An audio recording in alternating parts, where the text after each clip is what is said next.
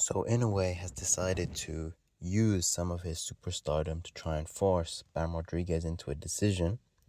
We got Haney and Davis, Devin the Dream Haney, and Keyshawn Businessman Davis have had their purse bid settled by Top Rank, finally. So that fight is one step closer to happening. And we also have the return of my boy, Sebastian Fundora. He's going to be fighting his mandatory contender for his belt, which, I'm not going to complain about. I think people are going to complain, but I don't mind. So let's get into this. First of all, let's talk about Inoue. So Inoue came out and said, his team as well, this team came out and said that they don't want to wait for Jesse Rodriguez to, get his footing in the bantamweight division, for him to have all these fights and then maybe move up and challenge Inoue at super bantamweight. They told him, look, this fight needs to happen soon, by February 2027. That's when Bam needs to make this fight. And then if it doesn't, he's going to move up, go up to featherweight. Inoue's got choices. He doesn't really want to be sitting around waiting for Bam to get a foothold in the lower division while he's, messing around. Inoue's sort of out of his prime. He's walking out of his prime now. He's getting into these upper divisions where it's getting more dangerous. He's fighting some heavy hitters. He doesn't really want to be spending time waiting for a young up-and-coming fighter to get even better. So he's just forcing Bam. He's like, listen, this is what needs to happen. You gotta play by my rules. I'm the superstar. I'm pound for pound number one. Okay, I'm Ring Magazine pound for pound number one. I'm, undisputed champion. Do what I say. And Bam, I don't know, Robert Garcia, his trainer, I don't think he's gonna fall for the trap. I do think he needs a couple more fights. He's relatively young. I think he's 26, maybe 27 by the time this fight is scheduled to happen, if it happens by February 2027. So, he needs to get a move on, but he's not in his fighter's prime. Everyone knows a fighter's prime is around 29, 30, 31, and then you start to dwindle. But yeah, this is a tough challenge for Bam, if he called the bluff or not. It's tough for Inoue if, even if this fight does happen, Bam is still, even though he's young and untested in some ways, he is still dangerous. Yeah, it will be a good fight. I hope it does happen, but yeah, I don't think it will, to be honest, with this ultimatum by Team Inoue. Maybe I was thinking, Inoue wants to move up to featherweight. He wants to have these big matchups. He was going to have a big fight with Nick Ball in the UK, maybe. But after Nick Ball got knocked out by Brandon Figueroa, maybe that sort of stole the fight. Maybe Brandon Figueroa versus Inoue would be his homecoming. Maybe Espinoza. There's a few for him to choose. Or I was thinking Bam Rodriguez, he can fight Takuma Inoue. Yes, Inoue's brother in bantamweight. Maybe that would make Inoue, if he beats Inoue's younger brother, maybe by KO, that might force Inoue to stay at super bantamweight. Maybe, Bam gets the win, takes some more time, builds his way up, then challenges Inoue. So he's in a better position. I don't know, I'm just sort of spitballing a good storyline here, but that'll be interesting. I wonder what's going to happen with that. I don't think it's going to happen now that this ultimatum's been set. Inoue's well within his right to make this ultimatum, even though it's unfortunate that he's not willing to wait, because Inoue doesn't want to hold up his career. He wants to get these big fights over and done with. He wants to fight Espinoza. He wants to fight, maybe try and unify featherweight. I remember in an interview a couple of years ago, he said he thinks featherweight is his cap. That's his limit, because he was sparring with Lee Wood, and he remembered the power of Lee Wood. And Lee Wood's one of my favorites, one of the most exciting fighters in the lower weight classes, and it's because of the power. When he was sparring Lee Wood, he noticed there was a power difference. And he realized then, featherweight's and Lee Wood was a featherweight at the time. He realized, Lee Wood's probably my limit. I don't think, featherweight's probably my limit. I don't think I can deal with these punches from fighters like Lee Wood. They're a bit bigger. They have this equal power to me. Inoue had impressive power for his weight and size, but as you increase the weight classes, that power just becomes nullified, because everyone else has the same power and has punch resistance at the same time. So he's got to be careful with that. He can't just be moving up. So it's smart for him that he wants to move up before he gets too old.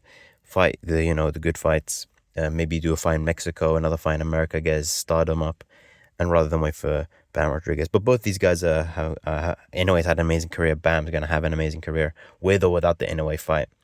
But, that would be a great start to have on either of their resumes. Now, that being said, let's move on. So Top Rank finally has won the purse bid for WBA welterweight bout between Devin Haney and Keyshawn Davis. Now, they won this with a bid of $8.55 million and actually beats out Teofimo Lopez's Takeover Promotions, which is kind of hilarious, which bid $2.35 million. I don't know why there's such a disparity between them. I don't know, maybe Teo was trolling. I don't know. You know how he is. So yeah, Haney's going to receive most of it. I think it was 3/4 of it will go to Haney. 25% will go to Davis. Makes sense, he's a champion. This is going to be Davis's first fight moving up. Haney's also a well-known name.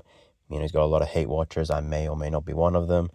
But yeah, he's more exciting as well, even though he is, they have different fight styles. Haney's more exciting because when you watch him, there's a chance that Haney might get knocked out. The chin is still suspect. So there's always that factor, and everyone wants to root against him. So yeah, this is Haney's first defense after he took it from what's his name, Brian Norman Jr. around November last year. And yeah, this fight's supposed to happen early in October.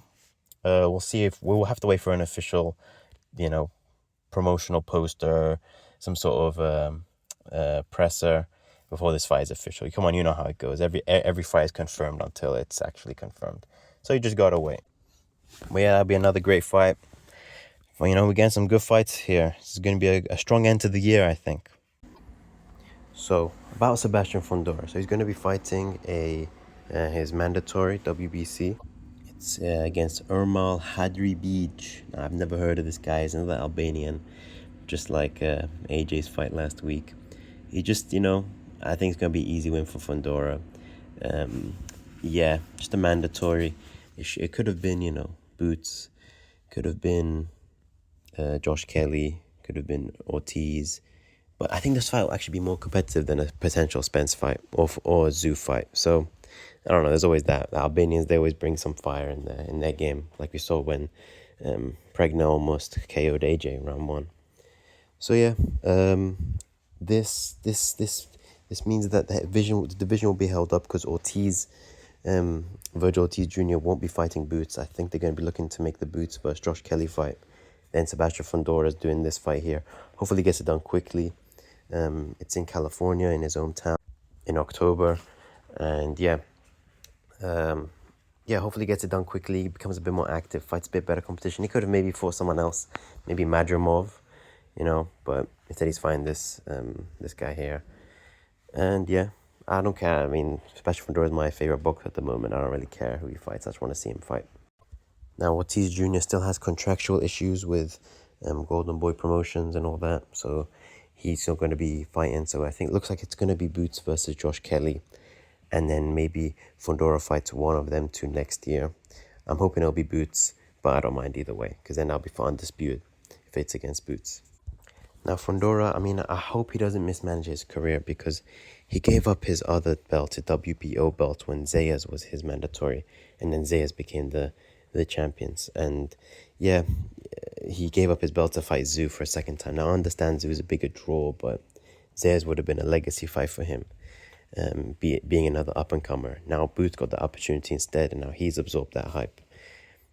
I don't know, I hope Fundora gets the one big fight that he needs now that the Spence fight's gone, because Spence, he's retired.